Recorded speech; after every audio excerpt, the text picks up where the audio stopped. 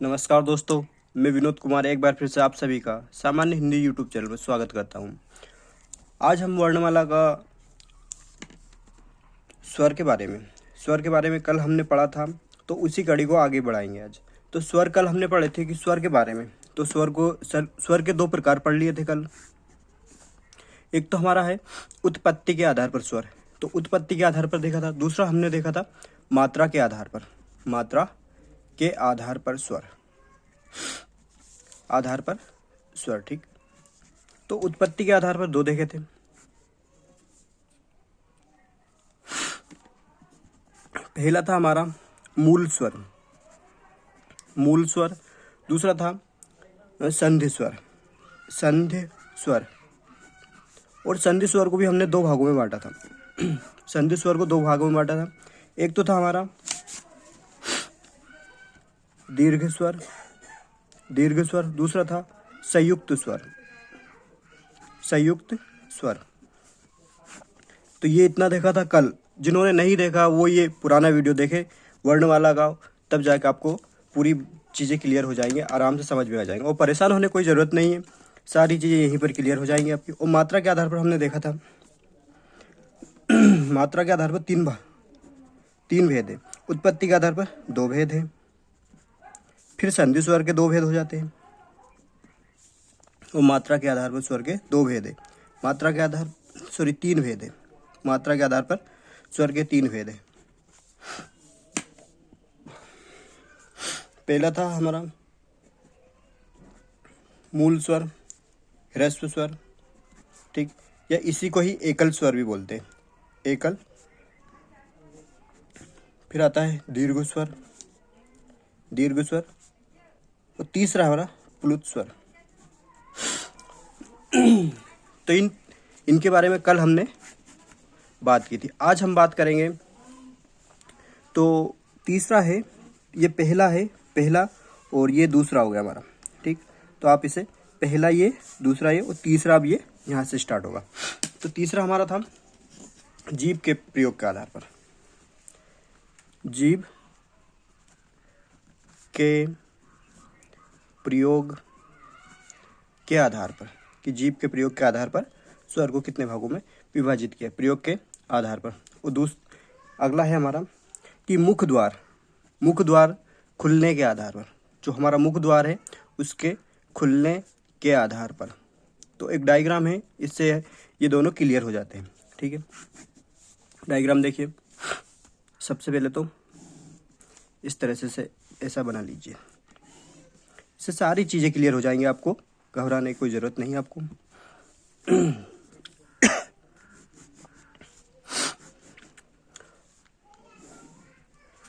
तो यहाँ पर लिखिए अग्र, ये मध्य हो गया और ये होता है पश्च। अब इसे कीजिए संवृत, अर्ध संवृत, अर्ध मतलब ये वाला अर्ध संवृत, और फिर आता है अर्ध विवृत और विवृत। तो यहाँ भी सेम रहेगा, यहाँ भी वैसा हो जाएगा। पहला है संवृत, अर्ध संवृत, अर्ध विवृत और विवृत। तो ये जो है पहला, दूसरा, तीसरा और ये चौथा, ये चारों तो हो जाएंगे मुख द्वार खुलने के आधार पर। किस आधार पर? मुख द्वार खुलने के आधार पर। और अग्र, मध्य, पश्च ये हो जाएंगे जीभ के प्रयोग के आधार पर। तो जीभ के आधार पर कौन कौन से हो जाएंगे?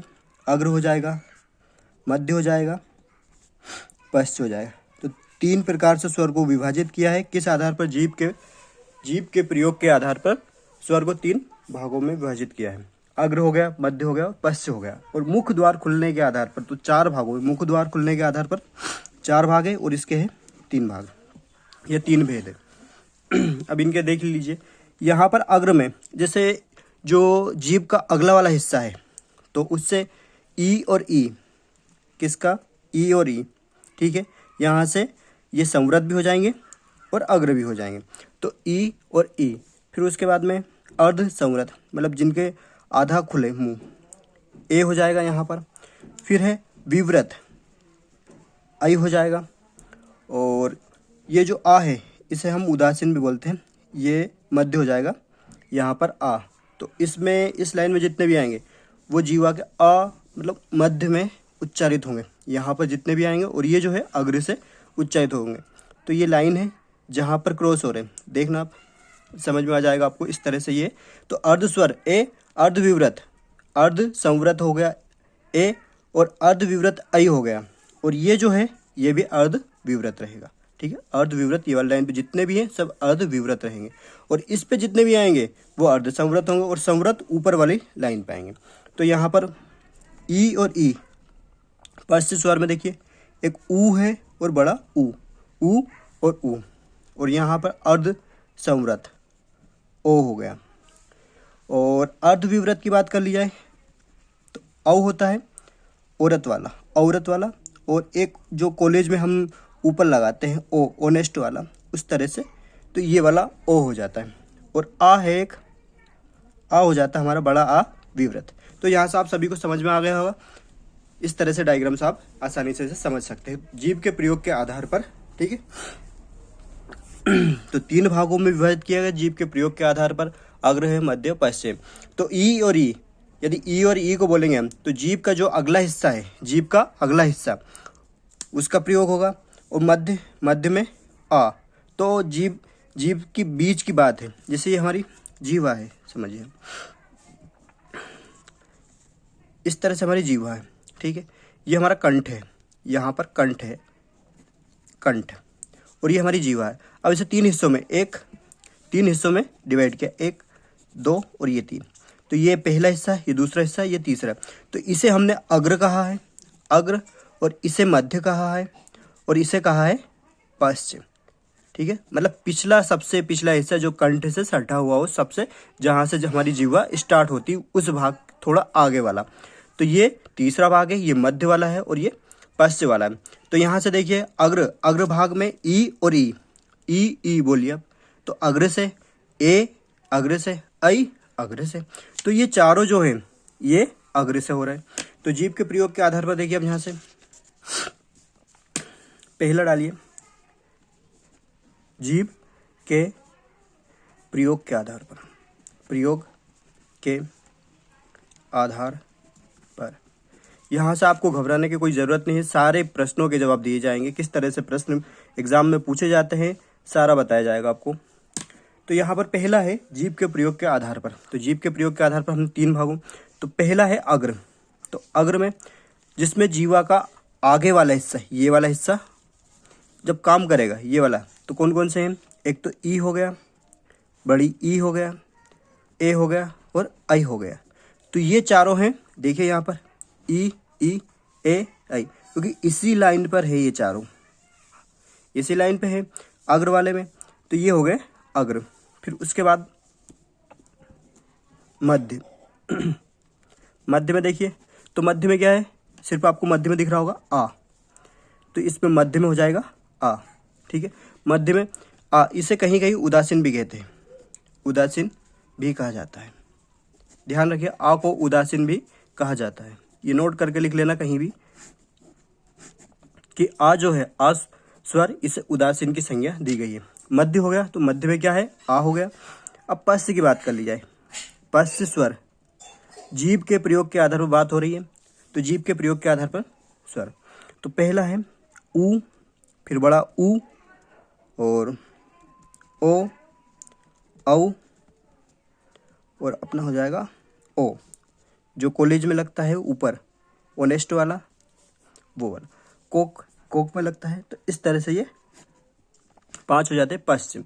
तो जीभ के प्रयोग के आधार पर अग्र, मध्य, पश्चिम आ गया होगा आप सभी को समझ में। अब मुख द्वार खुलने के आधार पर देखते हैं। मुख द्वार खुलने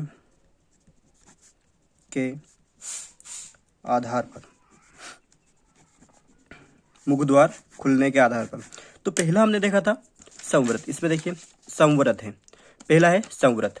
तो सबसे पहला डालिए इसमें संवृत, संवृत। तो इसमें लिखिए जिन स्वरों के उच्चारण में लगभग मुख बंद रहे, जिन स्वरों के उच्चारण में मुख द्वार लगभग मतलब बंद की स्थिति में रहे, लगभग बंद रहे, वो कैसे कहलाएंगे? संवृत स्वर कहलाएंगे। तो कौन कौन से हैं देखिए यहाँ से, बंद संवृत में देखिए, अब इसी लाइन को आगे ले जाइए इस तरह से, संवृत में ई ऊ और ऊ, तो इनको जब बोलेंगे तो मुंह बिल्कुल लगभग जैसे बंद ही रहेगा। तो उदाहरण हो जाएंगे हमारे, अभी आपने यहाँ पर देखा कि ई है, ऊ है, ऊ है, तो यहाँ से उदाहरण में क्या हो जाएगा हमारा, ई ऊ और ऊ। ठीक है, तो ये आपको मुख द्वार खुलने के आधार पर होंगे। फिर दूसरा है, हम इसी में देखिए दूसरा दिख रहा होगा आपको कि अर्ध संवृत। दूसरा क्या है? अर्ध संवृत की बात कर ली जाए, अर्ध संवृत जिन स्वरों के उच्चारण में, इसकी डेफिनेशन हो जाएगी, जिन स्वरों के उच्चारण में मुख द्वार आधा बंद रहे, जिन स्वरों के उच्चारण में आधा, जिन स्वरों के उच्चारण में मुख द्वार आधा बंद रहे, आधा बंद रहे।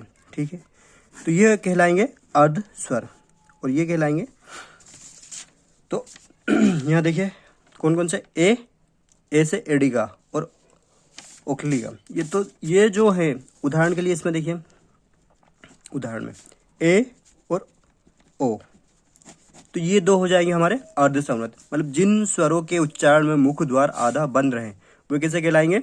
अर्ध संवृत। अब तीसरा पॉइंट आता है हमारा अर्ध विवृत। इसी में से बता रहा हूं मैं आपको अर्ध विवृत, यहीं से सारी चीजें क्लियर हो जाएंगी, परेशान होने की कोई जरूरत नहीं। अर्ध विवृत, विवृत। ठीक है, तो अर्ध विवृत कैसे होते हैं?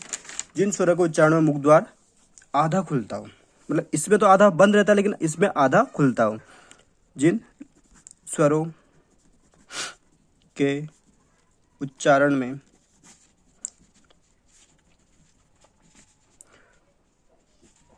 मुख द्वार आधा खुलता है उसे अर्धविवृत कहते हैं। ठीक है, उसे क्या कहेंगे? अर्धविवृत। अब देखिए अर्धविवृत में कौन कौन से हैं, तो इसमें 4 है। उदाहरण इसके हो जाएंगे हमारे, उदाहरण में कौन कौन से हो जाएंगे? जिन स्वरों के उच्चारण में मुख द्वार आधा खुलता है अर्धविवृत कहलाते हैं। अब उदाहरण देखिए इसके कौन कौन से हैं, तो उदाहरण में हमारे सीधे सीधे ये जो है अर्धविवृत देखिए यहाँ पर ए है, आ है, ओ और ओ, ये वाला ओनेस्ट, पिकॉक, कोक वाला, ठीक है, कॉलेज वाला, यहाँ पर ये जो है ओ, तो ये वाले 4 हो जाएंगे। कौन कौन से हैं? आई है, आ है, औ है और एक ओ है, ये वाला। ठीक है, ये 4 हमारे अर्धविवृत हो जाएंगे। अब चौथा पॉइंट है इसका विवृत। विवृत, तो विवृत की बात कर ली जाए तो विवृत में कहीं यहाँ दिख रहा है क्या? यहाँ पर कुछ नहीं है। यहाँ दिख रहा है? नहीं, सिर्फ आ है, बड़ा आ। तो बड़ा आ, बड़ा, इसकी डेफिनेशन हो जाएगी जिन स्वरों को उच्चारण मुख द्वार पूरा खुलता हो। क्या हो जाएगी? जिन स्वरों के उच्चारण में मुख द्वार पूरा खुलता हो। ठीक है, तो वो कैसे हो जाएंगे? विवृत। अब किस में खुल रहा है मुख द्वार पूरा? आ, बड़ा आ। तो यहाँ विवृत क्या है? सिर्फ उदाहरण के तौर पर देखने को मिल रहा बड़ा आ। उदाहरण में आपका मात्र एक ही है, बड़ा आ। ठीक है, तो यहाँ से इस चार्ट के माध्यम से आपको सारी चीज़ें क्लियर हो गई होंगी, जीभ के आधार पर और मुख द्वार खुलने के आधार पर कितने होते हैं। ठीक है स्वर, तो ये जीवा के आधार पर, जीवा के प्रयोग के आधार पर हो गया और मुख द्वार खुलने के आधार पर स्वरों का वर्गीकरण हो जाता है। अब ओष्ठ आकृति के आधार पर हम देखते हैं। अगला है हमारा चौथा था ये 5वां है, ये चौथा अलग है। ये 5वां प्रकार है कि ओष्ठ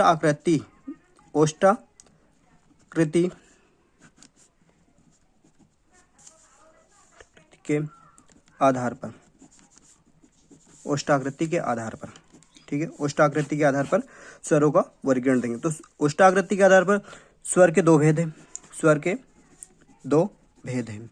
कौन कौन से दो भेद? देखिए यहाँ पर एक तो है व्रतमुखी, व्रतमुखी, और एक है अव्रतमुखी, अव्रतमुखी। तो इसकी डेफिनेशन हो जाएगी हमारी व्रतमुखी की, जिन स्वरों के उच्चारण में ओष्ठ जो है हमारा, मतलब ओष्ठ के आकार कैसा हो जाएगा? व्रत की तरह हो जाएगा। तो इसकी डेफिनेशन हो जाएगी कि जिन स्वरों के उच्चारण में, जिन स्वरों के उच्चारण में ओठ व्रतमुखी या गोलाकार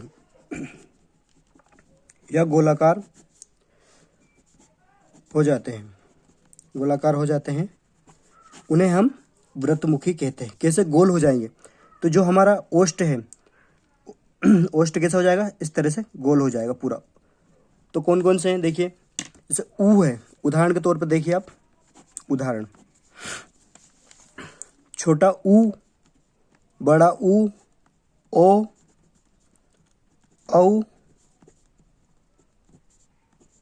ओ, ये चंद्र बिंदु नहीं है, सॉरी, ये ओ है, ठीक है, वो। तो ये हो जाएंगे हमारे व्रतमुखी। व्रतमुखी किस तरह के होंगे? जो ओष्ठ है हमारे, ओष्ठ कैसा हो जाएगा? इस तरह से गोलाकार हो जाएगा, और यहाँ पर व्रत के आकार का नहीं होता है। तो जिन स्वरों का उच्चारण, जिन स्वरों के उच्चारण में ओठ व्रतमुखी या गोलाकार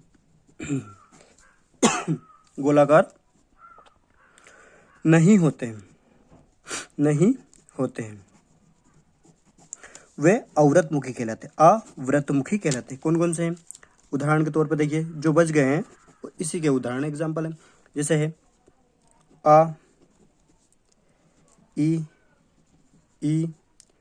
ए और आई। और छोटा आ की बात कर लिया है तो नोट करके लिख लीजिए, नोट, ठीक है। तो छोटा आ को हम आ को उदासीन कहा जाता है, उदासीन माना गया है, कहा जाता है, माना गया है, ठीक है। तो नोट करके, ये महत्वपूर्ण बात है। आ कैसा हो गया? उदासीन हो गया। तो यहाँ से आपको क्लियर हो गया, ओष्ठ आकृति के आधार पर भी, ओष्ठ आकृति के आधार पर भी हमने देख लिया है, पूरा क्लियर हो गया है। यहाँ से आपको समझ में आ गया होगा ओष्ठ आकृति के आधार पर स्वर को कितने भागों, दो भेद हैं इसके, व्रतमुखी, अव्रतमुखी। और व्रत कैसा है? गोलाकार। और अव्रत में मतलब गोल आकार नहीं होता है ओठ का।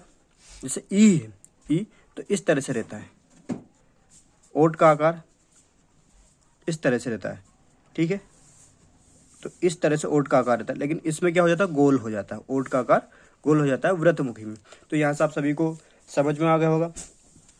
अब कल पढ़ेंगे हम, जो दो टाइप बच जाते हैं स्वर के, तो स्वर के दो टाइप कल पढ़ेंगे,